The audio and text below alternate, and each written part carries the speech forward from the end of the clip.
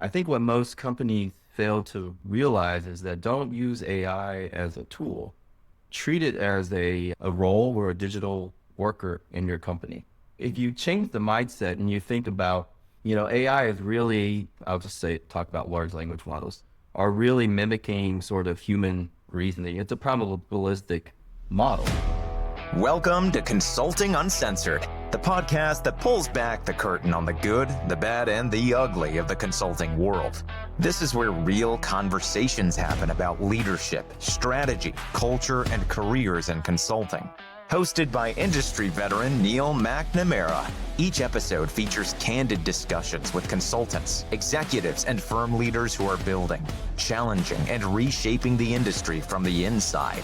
No filters, no fluff, just honest insight into what actually works and what needs to change. This is Consulting Uncensored. Here's Neal. Ray, welcome to Consulting Uncensored. As I mentioned, what I like to do in these interviews is, instead of me going and trying to introduce you very imperfectly, I will give you the mic and please introduce yourself. Tell us a bit about RapidCanvas, and then we'll go from there. Yeah, thanks for having me, Neal. I am the Vice President and General Manager at RapidCanvas. We are a native AI company that is helping companies and businesses really operationalize AI to go from individual productivity to organizational impact. And we do that in two ways. One is we have an agentic technology platform that's secure, that is scalable, and that can host these types of solutions. And then what's unique about us, we also include experts in the loop, because we feel like these experts, AI engineers, data scientists, are a really key component in terms of allowing these solutions to be successful. And when was RapidCanvas founded? RapidCanvas was founded in 2022. The founders were former Google. They had a successful exit with another AI company that was successfully sold to PayPal. And then they moved to Austin, where I was able to connect with them. And I came from a technology background, but I worked a lot in manufacturing, engineering, supply chain, oil and gas, and really helping those industries apply the previous trends, which was .com, mobile, Internet of Things, and now AI. And so I was connected with them in 2023 and really helped to try to build out a practice around supply chain and manufacturing and logistics. That's right. Okay. So you said something at the beginning of that, which I think is really important, because I think this is what is missing in a lot of the AI discussions.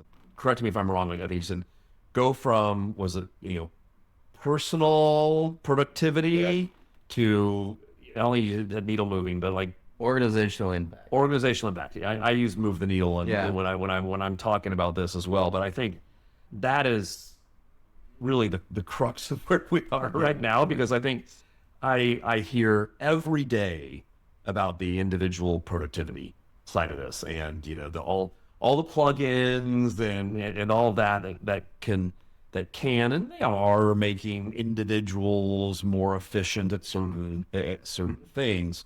What I believe is missing, that I'm not seeing it demonstrated in the market outside of what I have been seeing with you guys, which is one of the reasons that I wanted to have you on. That organizational impact is something I'm not hearing many people talk about having seen, Right. And demonstrate. Can you talk a little bit more about that? Where you're seeing the organizational impact, and where you believe this is going to go in the relative near term. Yeah. No, obviously there's tons of investment from data centers to the hyperscalers improving AI over time. And it's incredible how far it's come in just a couple of years, right? Yeah. I think we all use it. I think individual productivity, every CEO is asking their teams to leverage AI. And what I'm seeing is very common is, okay, just everybody gets ChatGPT, Copilot licenses, and go be productive. Yeah. And they can be productive. I think what happens is then you start trying to use it for real types of things like demand forecasting and inventory optimization, or trying to use AI to help plan and schedule your production demand, or even going out to get market insights to make better decisions. When you start doing that, then what happens is what the large language models are getting back to you is fairly generic. And invariably, you will give bad answers, right? You'll just get very peanut butter answers. And there are ways that you can add context, and some folks have done that to give it more grounding and more understanding. But I think what most companies fail to realize is that don't use AI as a tool. Treat it as a role or a digital worker in your company. So if you change the mindset and you think about, AI is really, I'll just talk about large language models, are really mimicking sort of human reasoning. It's a probabilistic model, right? So, and just like a new employee that you hire, they will come with a set of skills and experience that you hired them for, but they'll make mistakes, right? And so what most people do is they use AI for some bigger, more complicated things and makes a mistake. They say, well, it's not ready for my organization. But what they really need to do is treat it as something that you need to train over time and give it more context over time. Just like an employee that's been with you for a year versus somebody with 20 years, and will trust the person with 20 years of experience in your firm more so than somebody who just started, right? And so you have to really flip the mindset. The key is, though, how do you train it? Right. In an organizational way. And it's been talked about now. Like I attended the Gartner Supply Chain Symposium, and it's all about how to create context and how to create grounding, and that understanding that over time AI will understand your specific business and why you do what you do. Some of it's in documents, some of it's in your data, in your ERP. Some of this, frankly, is just in people's heads, right? And so how do you extract that out and give it that context? So over time, it's giving you answers that you trust more and more. And the trick is, how do we do that?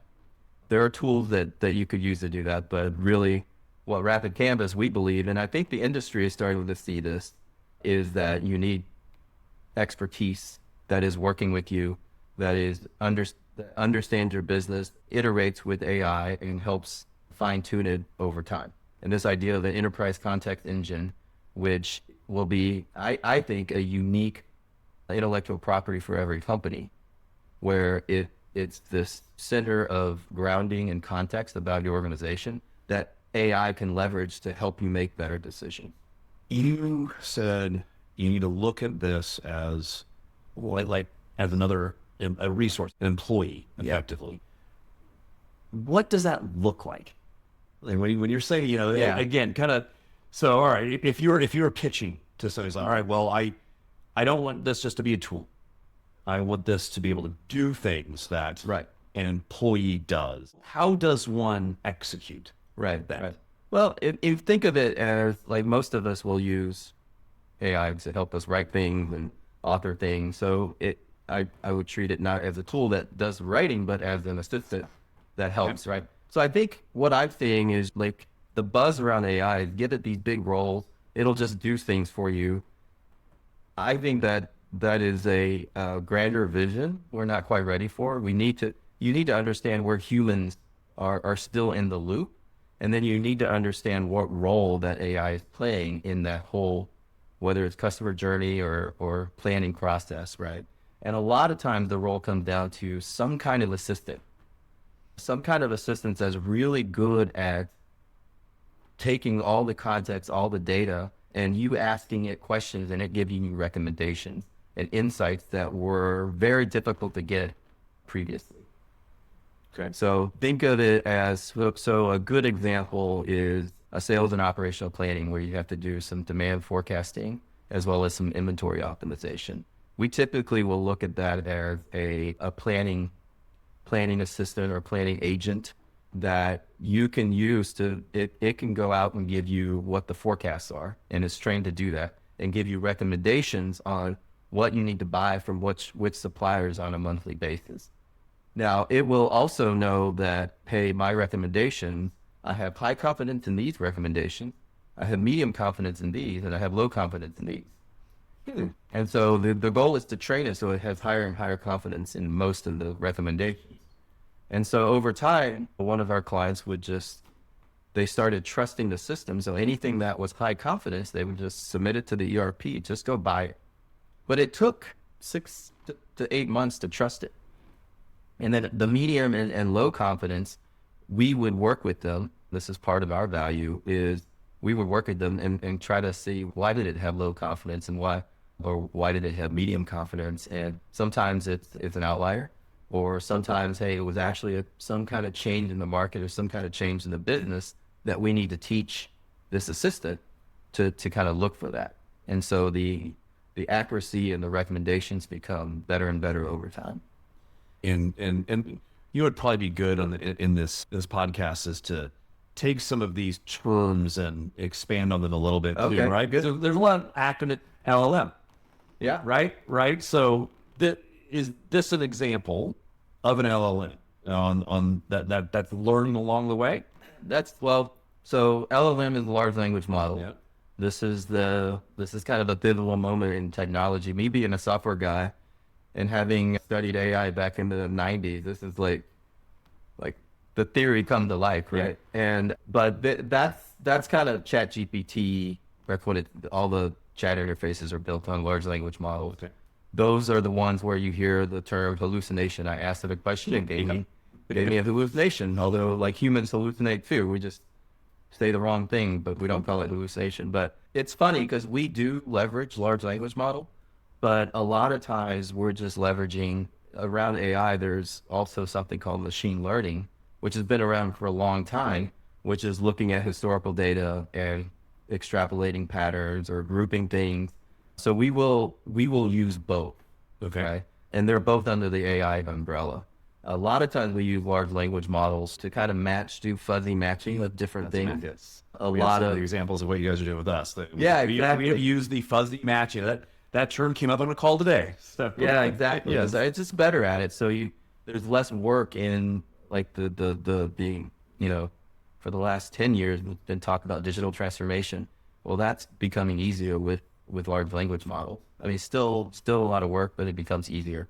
And then the other part is to generate narratives about what you're seeing in your business and say, hey, I have all this data. I want to generate a narrative for my CEO. I want to generate a narrative for my CFO.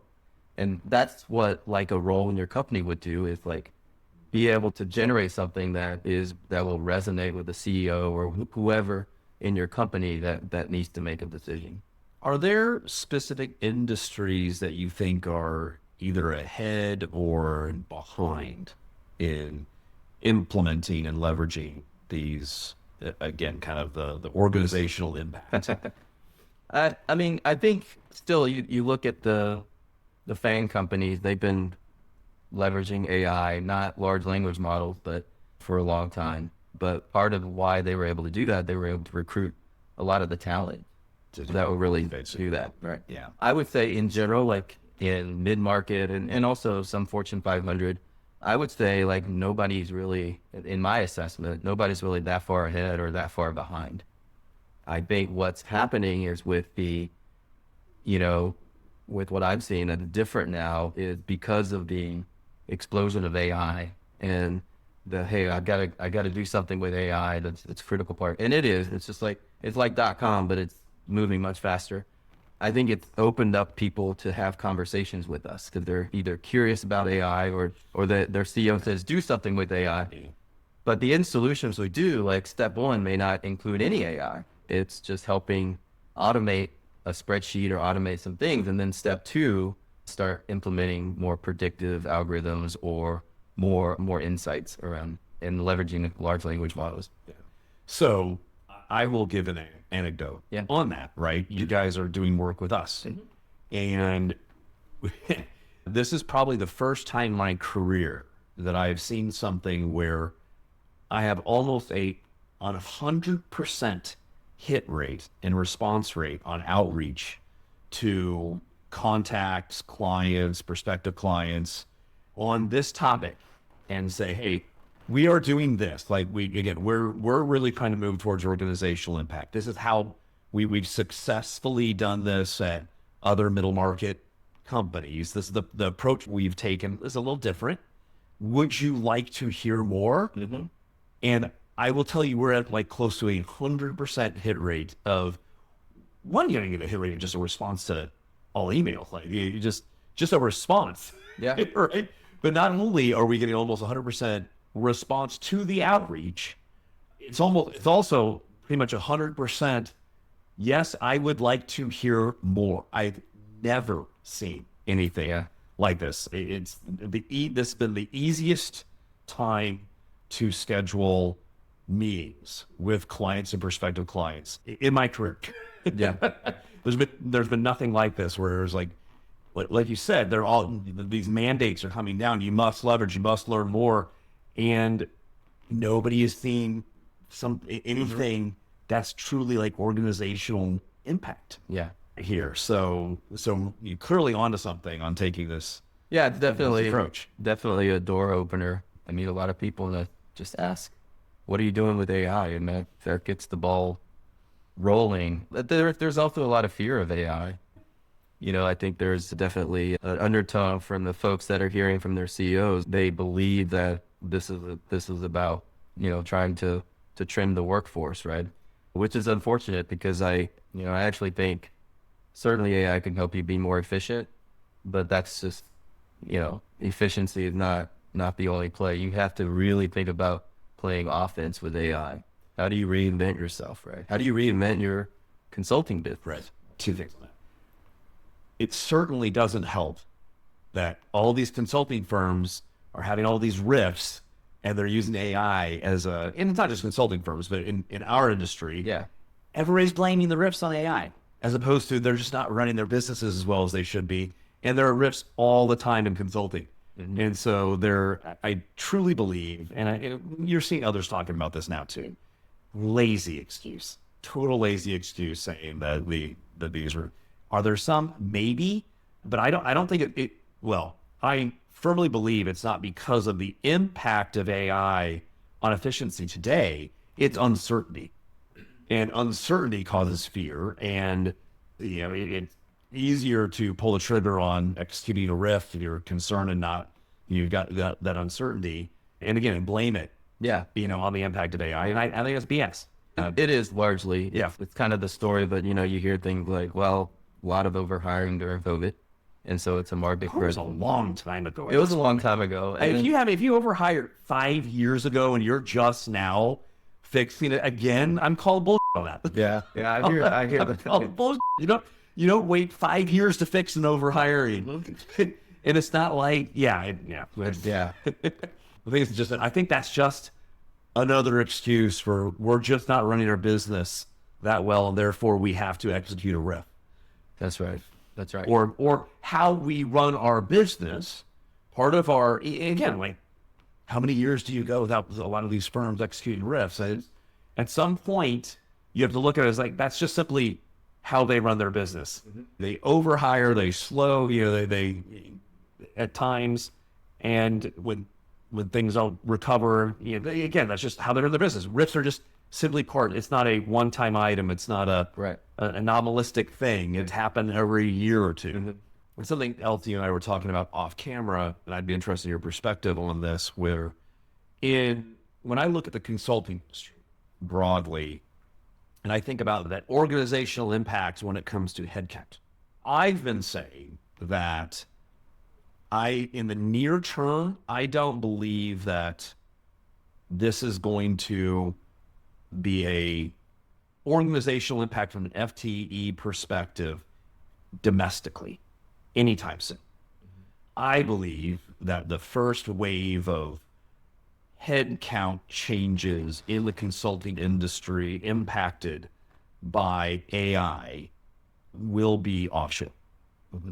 And I guess you can apply this to other industries as well, that offshore certain things. But I think that where we're going to see headcount reductions, it's going to be offshore. That's, I believe in our industry, that there will be things that you would have, we're doing it now. There are things we would have had an offshore team do in some of these brute force projects that we built some technology to do some of it for us faster.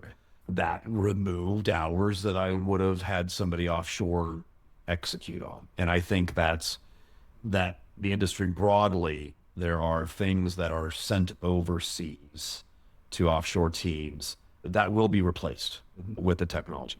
What do you think? I think that makes a ton of sense because just like I was saying before, if you look at AI as a role, today it's usually some kind of assistant or some kind of analyst. And those are the types of jobs and roles that let's say you typically might find cost effectiveness. All of our analysts are overseas, actually. Yeah. We have no analysts in the U.S., but we have a different business model. Yeah. So yeah, for sure. I think, like I said, but most of the agents they play a role of an analyst or an assistant. You rarely find a role that is on the director of engineering agent, right? And we're just not there yet. Yeah. Or we might not ever get there. That's the thing. And then we were talking about this as well, and I've had this conversation with others. It is, again, in really thinking about that organizational impact. What is the organizational impact going to be? You start thinking about the bottom line. So the impact to the financials of businesses that are reducing heads overseas or offshore with this technology. I think, again, a very interesting thing to track is going to be, is that going to be a significant impact to the bottom line? Is the cost of the technology going to be a lot less than the cost of the labor force that you had over there? Is it going to be the same? Is it going to be more? Right. I don't think anybody knows. No. I think if you read the news, everyone's trying to figure that out. Yeah. But that is the right place to start, versus thinking about how do I implement AI is really start with your P&L. What's going to move the needle? Where's the value? Like, forget about technology. Like, where is the value here? And then layer in technology like AI to say, okay, I can help move this cost lever, or I can help drive this growth lever. But that's just running a business, right? Right. What you really want to do is think about what AI is going to empower you to do that you weren't able to do before, like one-person product teams. And how do you use it to do more and disrupt the market? So going back, you have to think of this technology as playing offense and not playing defense, which is like getting more EBITDA and all of that. That's just running the business, and AI will help. But AI is going to the companies it'll be less of a differentiation over time because everybody will be able to have access to it. Everybody race to the floor, right? But yeah, the companies that can figure out how to reinvent themselves or create some kind of disruptive model based on AI is going to long-term gain market share. And we'll see in 5 years. I think those are the companies that'll win. And where are you seeing any of that now? Or do you think it's too early to really assess where people are really playing offense? It's still too early, I think. I'm trying to think. I do have some companies who are heavily investing in AI technology with us to help them find new business, new logos, new business that they never have been able to find before. Think of a sales prospecting or BD type agent. And they're really leaning into that. We're helping them train, again, give context to their multiple product lines and multiple verticals. So they're not a simple company that's selling, one or two products, but products that go into multiple verticals. So really kind of helping use AI to find not only fit for new customers, but also intent, looking for those signals to say, this is the right time to reach out, and this is how you should reach out. And they're really leaning into that to create growth and gain market share.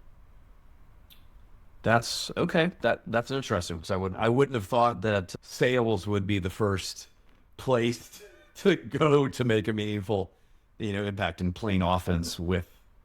That's interesting. And we do that ourselves. We use the same type of techniques ourselves internally. So we don't have a SDR, EDR team. Okay. Right. And we leverage this agent to help us. And we train it on our ideal customer profile, look for intent signals, and we continue to modify it. But it's serving that role for us. Now, it's not doing the automatic outreach because we actually have found over time, like cold outreach, it's not as effective as it was 10 years ago. I think everybody knows that. But it's not effective at all. So, but, to kind of see to get insights on timing and fit and how to reach out to the right people, I think that's a competitive differentiation, I think. I don't think that's going to work in our industry, but we're in such a heavy relationship-based sales. It's not trigger-based there. So we've been pitched all the different kind of at scale, more cold outreach and whatnot. It just doesn't. I was actually interviewing the podcast yesterday.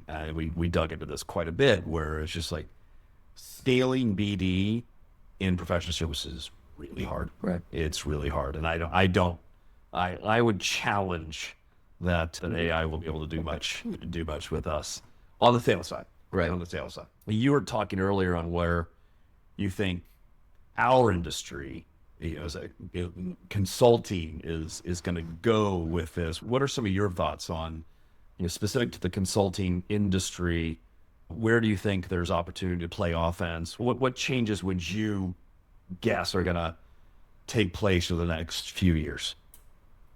If I had to think through this and talking to a variety of people, I think this idea of like a billable hour type of model, time and materials, is going to be less attractive. I think you're going to look at outcome-based approaches, right? And you're going to have to demonstrate that human expertise to look around corners, to leverage your experience to give unique value. And I think as consultants, even in your industry, has to have some level of AI fluency to carry through some of these, not just stick with some strategic, but also the execution and the continued execution of their books or their finances.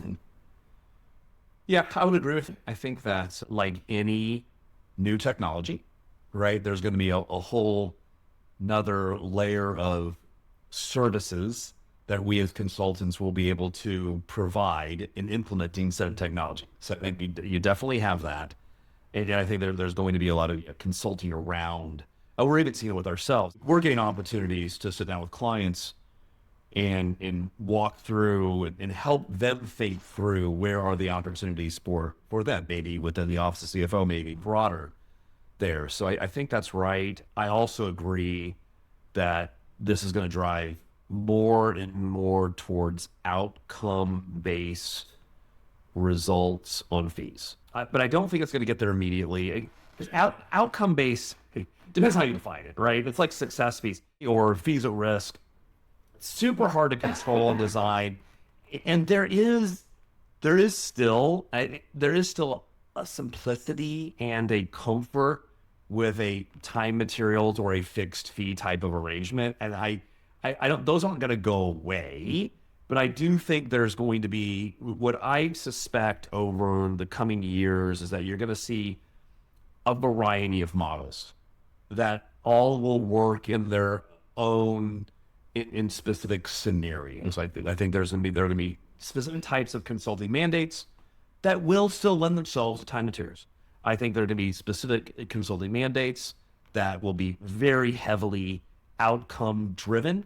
And I think there's going to be a lot of play in between. And I think that's where we haven't seen a lot of play in between other than just straight fixed fee stuff, which in our business has really been the result of commoditization of the service and turned into a product and having people just compete on price, which sucks. I think it's lazy in our industry to get that way, but it happens. So I do think you're going to have this new place where we're going to have in the middle, you're going to have non-commoditized solutions and projects that are going to be this, they're going to be this blend of kind of time materials and a outcome based. And what's effectively going to be, okay, we're going to accomplish this in X number of weeks, and we're going to charge you this. So you've defined what the outcome is going to be with kind of like the time and the result, and you're just going to charge a fee for it. And then the consulting firms are going to back into that and be like, okay, it's a hybrid of my cost base is kind of like time materials. I've got I've got a technology cost here, and I'm okay with that margin on this engagement. And we've already thought through that, where I think that we've figured out that, again, through leveraging some of the tools you guys have built for us, there are examples of these projects where they would have been a brute force 4-week, 20 hours a day, multiple people, onshore, offshore, just grind through this stuff very manually and very expensively, right? And it's just a lot of labor. And whereas now leveraging some of the technology that you've built for us, what was 4 weeks, we could probably do in a little over 2. Yeah. Right. So you've cut down the hours, you've cut down the time to solution. And, what some firms could just go and say, oh, well, it's just going to be half the, somebody's going to come in and do that. And they just say, you do half the cost. It's like, okay, all we did was, just reduce hours, reduce our own value. Yeah. So ideally where we will probably fall out on an engagement like that is say, all right, well, it would have been a $400,000 project under a pure time materials with all our savings through the technology that we've invested in, right? It wasn't free to develop it. If you don't consider the technology cost, just the people cost would make it a $200,000 project now, time materials, price it as a 3 fixed fee.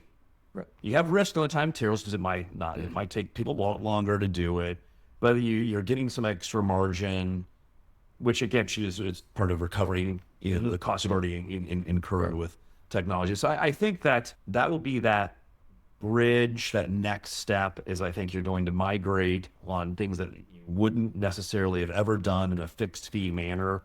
Now you're going to do a lot more fixed fee work for clients as we evolve to figure out how this industry does more outcomes based. Right. Pricing is not it's only very narrow niches of consulting have really tied fees directly to outcomes because again, there are a lot of really good reasons why, because a lot of times, there's so much of the outcomes that are controlled by the client, not by the consultant. So that's the thing. We've had these conversations on, okay, yeah, sure, I'm happy to put fees at risk, but you can't have the ability to just not do something and all of a sudden us not get paid for it because you didn't do it the right way or what we told you to do or purposefully. Yeah. And sadly, human nature, people will do that, purposely not do what you should just so you don't have to pay us. So, no, that makes sense. That's pure outcome-based model. Yeah. So I was actually thinking more like what you're saying, like a fixed fee, but the fixed fee is to achieve some outcome. Yes. That the customer and you. Here's like the delay. It's like, like the deliverable of some sort, a deliverable, again, I think more loosely defined, not like a report necessarily, but it's like, we're going to accomplish this in this period of time. And we're going to bill you exactly this for solving this problem for you. Yeah, that's outcome based, right? I mean, again, we'll use my favorite example with one of the tools that we built with you is the intercompany reconciliation, right? Mm-hmm. You've got 5 years of intercompany data that's unreconciled. There's 300,000 transactions, and we're going to fix that in X weeks. And it's going to cost you X. Now it's outcome based, and then what we hope that we're able to do is that you go, okay, now that we've solved the history, let us modify the technology to be something you can leverage going forward to as a tool that you take a tool that fixed history and now it's an ongoing tool that you can leverage to not let it get out of balance. Not a tool, Neal, an assistant. Okay, this is good. Reconciliation assistant. Reconciliation assistant. This is good. You're going to modify my vernacular here. I'm going to have to have like a punch list of vernacular changes now because I got to, I'm talking to clients every day about this too, but the assistant. Yeah, but because no, I mean, that makes sense. Yeah, the first run of the reconciliation, it made a lot of mistakes. Yeah. And so working with your team, we were able to teach it so that it goes from 80% to 90% to then humans just need to reconcile the last 5%, right? So it's my reconciliation assistant. Correct. And so you're licensing an assistant, you're not licensing a technology going forward. Is that? Yes. Is that how we're going to treat it like somebody you would pay, right? Like it doesn't need benefits. That's it's interesting though, because there are so many analogs to offshoring, here, right? Because 15 years ago, right, it was very uncomfortable having this team working, in another part of the world for you. And one of the things that I kept saying with my teams, like, listen, this is just an employee that lives somewhere else. Now, granted, it's a complete time zone. Yes, a different culture, and yes, they got a funny accent. But really, you've got to change the mindset. This is not like just my offshore team. It's my employee, Right. that sits over there and is from a different culture. Just like you have people in different cultures that live over here with us, and they might work in California versus New York, and that's a time zone difference. But yeah, that took a while for people to get. People still don't do it very well, right. And I think that's interesting, though, that if you enter it with that mindset, is that this is like another resource, employee that I'm teaching and working with, that I need to learn to work with. I need to teach how to do these things better. And if I continue to work with it, it's going to become more efficient. I'm going to become more efficient. We're going to accomplish more. Yep. Yeah. Have I missed it? I haven't heard anybody describe it like that. Sure. There are folks talking about agents as being employees, and how the IT team is the HR of these agents, right? But yeah, I think this idea of hybrid workforce is something that's going to become a reality the next 2, 3, 4 years. So it's okay, we're deploying assistants. We have new assistants, analysts. Is good. I've got now I can say I have onshore analysts because I've got we're using the technology to be my onshore analysts. But yeah, that's okay. That's something I like that. You know what else I like about that is I think that so many people are really, well, you're seeing this like even socially, right? You've got a lot of people that are put off and having like fear, concern, and whatnot. And part of that is just the unknown, but also not being maybe technically, I'm not technically clear to understand how the technology really works, but when you can put it in these terms of framing it with, okay, well, this is something that can learn, and you can treat as an assistant here. And yeah, that's something you can I think it's something you can kind of wrap your head around operationally, at least. Yeah, and you may not understand how it actually works in the background, but that's fine. You don't understand how a computer works either, but you use it. Right. So yeah, it changes the mindset for a lot of our clients in terms of now how do I organize around this role instead of having the same team that uses a tool like a traditional software tool. But now how do I reorganize to make my processes and my business more efficient? I think just a slight shift in thinking. All right, so we're building out assistants. So we've got the intercompany reconciliation assistant. We have the cash application assistant, quality of earnings assistant. Well, yeah, that one's an easier one to wrap your head around on, because that's a little bit more quality of earnings. It's a little more productized, and commoditized. It's like Joe brand. It's the most commoditized thing we do, and it's unfortunate because there's a lot more value in it than it's really appreciated. But it's just become a product, and then and we just drives the price of said product down, and competition is very difficult to differentiate. Right. So it's like, okay, I'll just do it for less money. Yeah, and highly standardize the process and whatnot. So, which does allow, with a standardized process, does allow for those assistants to be able to build out data books. Yep, that one should be more common. Yeah, but yeah, the partnership between us, I think, I'd be interesting to see how it evolves, because I think in the industry it's fairly unique, but it's starting to catch on. Right. I don't know if so let's talk about that. So I think we clearly did something novel a couple of years ago at this point, right? And I didn't realize I didn't know what the rest of the industry was doing. And so just to go back again, I'll take my as owner mindset of why we did this 2 years ago, why we started going down this journey. The first one was simple, just protectionist. So I was concerned that somebody else would do this and then do the stupid thing, which is, oh, okay, I can build agents to do this work faster, and I can just go and undercut Vertis's fees, by half, because I've had an agent that can do it in half time, and I'm just going to bill. Right. I'm going to still say the time materials model, and I'm just going to undercut, but I'm going to get all the work, and we're going to, so I was like, okay, I can't let that happen. Right. So you can't get caught out in the market with somebody all of a sudden doing work at 40, 50% of for the same thing, which we are seeing in other things that we do. We are seeing some people really doing that, just doing it for super low, which again is like, okay, but you make money as an organization to do that. So that was the first, like, okay, I've got to do this simply so we don't get caught by somebody else that is getting ahead of us.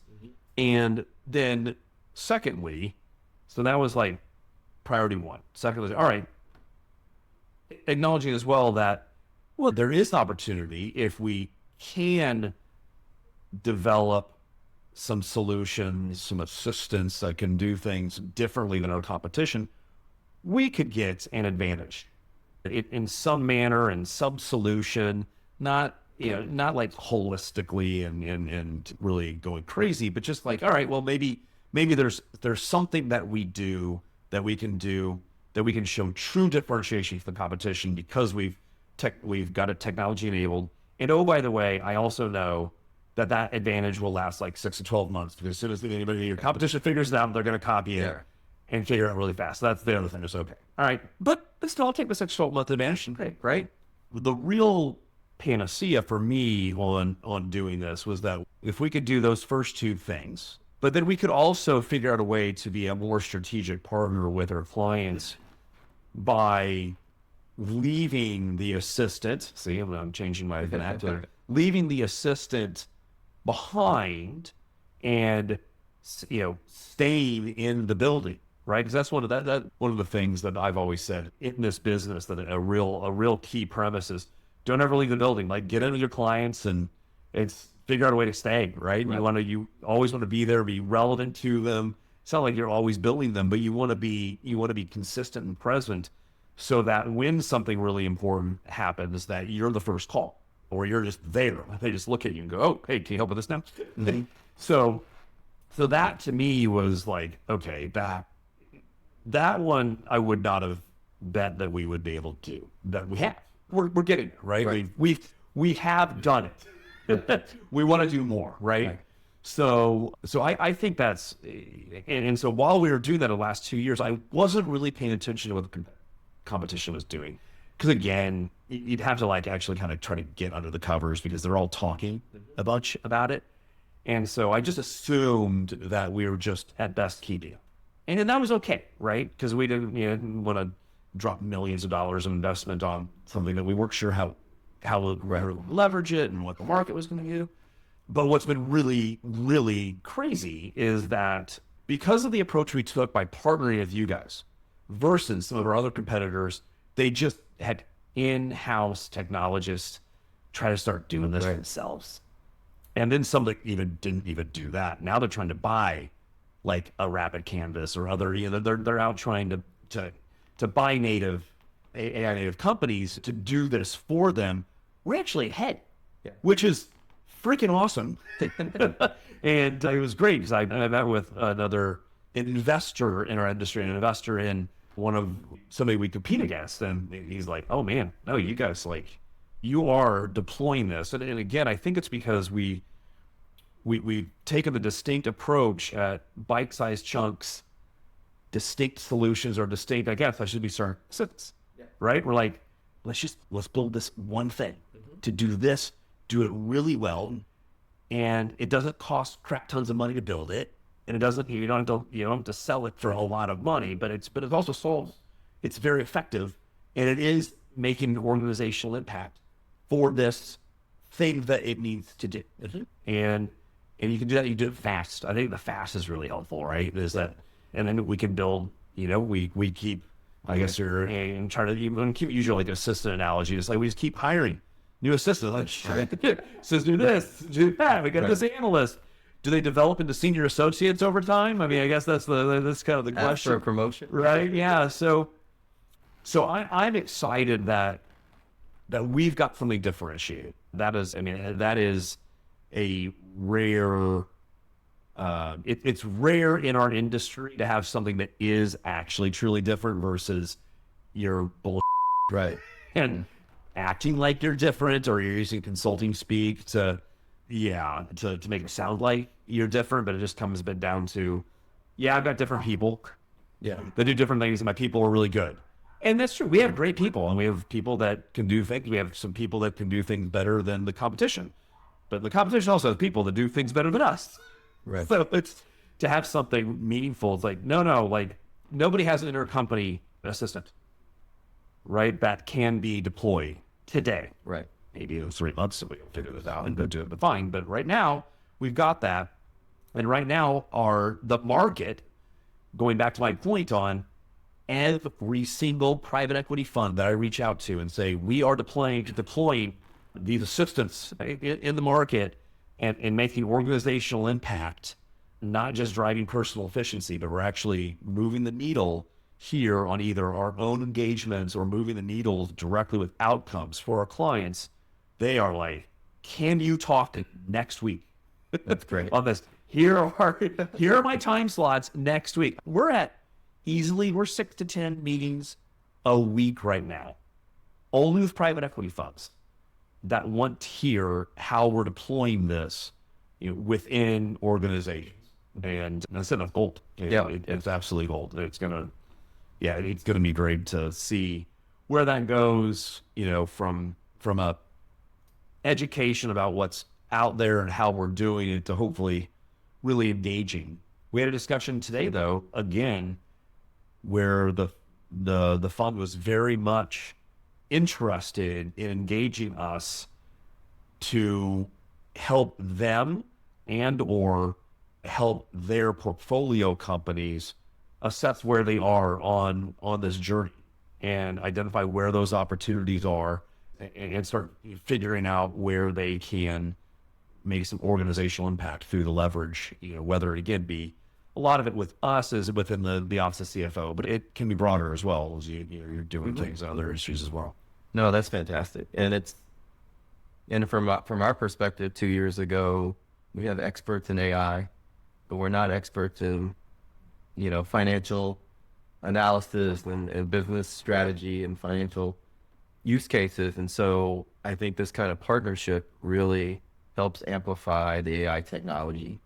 And what I've seen, I don't know if you saw the recent news, like Anthropic, the creators of Claude, are creating a consulting firm in conjunction with BlackRock and Goldman. Yeah. OpenAI is doing the same thing because they realized, like, go from personal productivity to organizational impact. You need consultants who know how to train the model to give that context that we talked about. There's where they have a real opportunity. What's funny is that I saw as well some that the KPMG is looking at going to Silicon Valley, looking to buy native.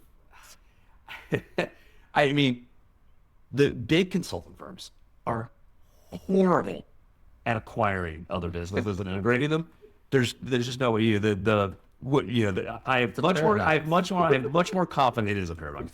I have much more confidence in the AI companies becoming strong consulting firms than these large accounting consulting firms going and buying AI native topics. That is just that. Good luck. Good luck. Like I said, you could point to a handful of inorganic growth strategies at large consulting firms that have actually created value in those firms. Yeah. So, but I agree. That's going to be fascinating to see that consulting market within this and how that changes from firms creating new service lines to do this, or again, technology firms getting into consulting. I think it's a validation of what we were doing 2 years ago or so. Really excellent. Well, this has been great. Thank you for joining me on Consulting Uncensored. I look forward to continue the conversation, continue the partnership. Thank you, Neal.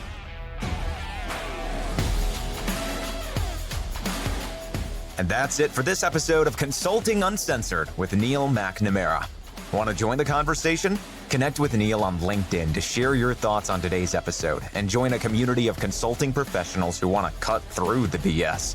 Thanks for listening. There's a new episode every other Wednesday. We'll see you then.